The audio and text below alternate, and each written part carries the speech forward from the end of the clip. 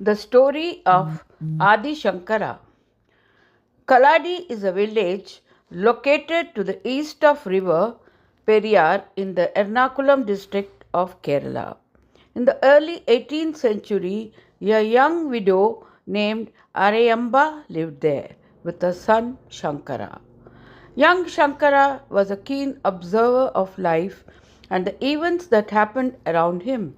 He was exceptionally intelligent and had taken to the idea of becoming an ascetic since he was a child. He would ask his mother every now and then, "Will you allow me to become a hermit?" Aryamba was afraid of losing a only son and vehemently disapproved of the notion. Shankara did not want to displease his mother, so he remained quiet. But he did not give up hope. One day, when he was 8 years old, a crocodile grabbed his foot and bit into it savagely while he was bathing in the river. His mother screamed for help, but there was no one around. "Amma!" cried out Shankara. "If you give me permission to become a sage, the crocodile will let go of my foot. Don't ask me how I know, I just do." His mother sobbed, completely helpless. "Please, Amma, say something. Will you let me follow the path my heart desires?" Arayamba wanted to save her son at any cost, and she nodded her head. Immediately, the crocodile opened its jaws and swam away. Days later, as Shankara was about to depart from his mother's home in search of truth, Arayamba extracted a promise from him. "No matter where you are, my son, you must come back when you hear of my death to perform my last rites," she said. Shankara soon became the disciple of Guru Govindapada. The young prodigy studied the Vedas, the Upanishads, the Brahma Sutra, and many more texts. He traveled all over India and spread the philosophy of Advaita, for which he is even remembered even today. He established many mats and monasteries, of which four are still very famous.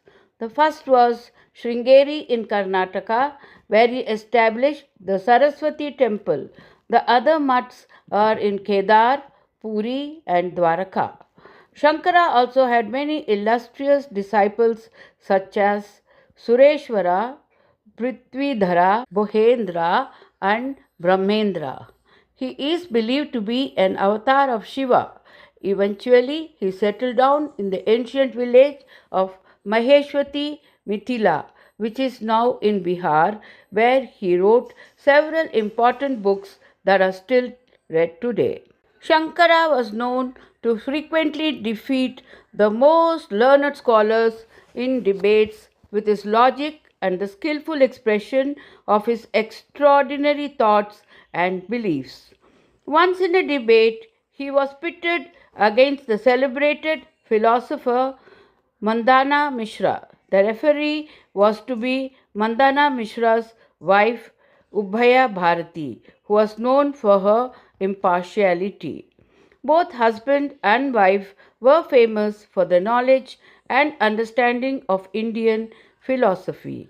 The agreement was that if Mandana Mishra lost, he would live the life of a hermit, and if Shankara lost, he would marry and live the life of a householder. The debate went on for days until finally Shankara won. The win was especially hard for Ubhay Bharati as it affected her life as well. However, she remained objective and pronounced the verdict in Shankara's favor. Following the decision, Mandana Mishra took on the name of Sureshwara and became Shankara's follower. He was supposedly one of the first acharyas of the Matha in Sringeri. At the age of 32, though Shankara suddenly disappeared from Kedarnath, never to be heard of again. However, his legacy remains intact even today, and he is still considered to be one of the brightest minds in Indian history even today.